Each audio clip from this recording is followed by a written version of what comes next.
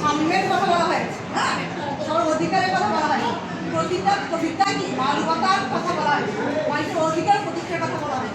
তো বিদ্রোহীর নাম তার প্রতিটা কবিতায় স্বীকৃত হয়েছে। তাই আমরা কি বলি, বিদ্রোহী করতেব আমাদের জাতীয় গণতন্ত্র কাজে দিলে। তাহলে আমি একটু চিন্তা করি, আমাদের কবিতাটা হচ্ছে কুলি মধু, তাই না?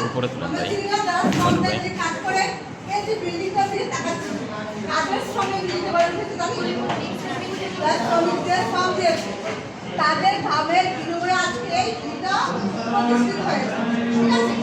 কিন্তু আমাদের সমাজ অবস্থা কি জানো, যাদের শ্রমের বিনিময়ে তাদেরকে অসম্মান করে, তাদের কাছ থেকে আমরা সম্মানের চোখে দেখি, তারাই খুশিতে হয়, ঠিক আছে?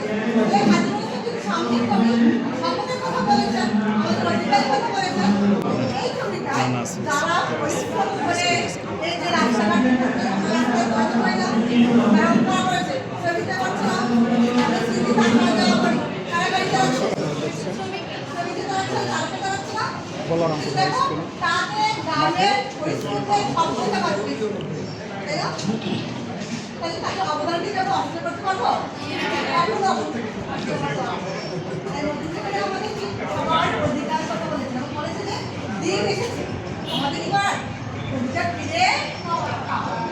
এই কবিতাটা আমরা আবৃত্তি করবো, এই কবিতার আবৃত্তির মাধ্যমে আমরা কবিতা জানবো, ঠিক আছে?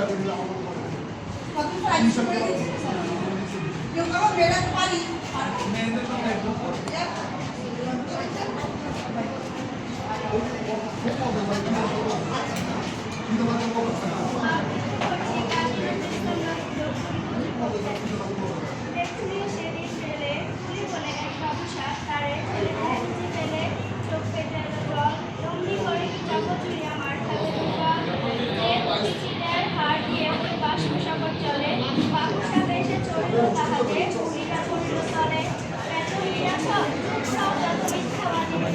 কত পাইনি পুরীদের তুই কত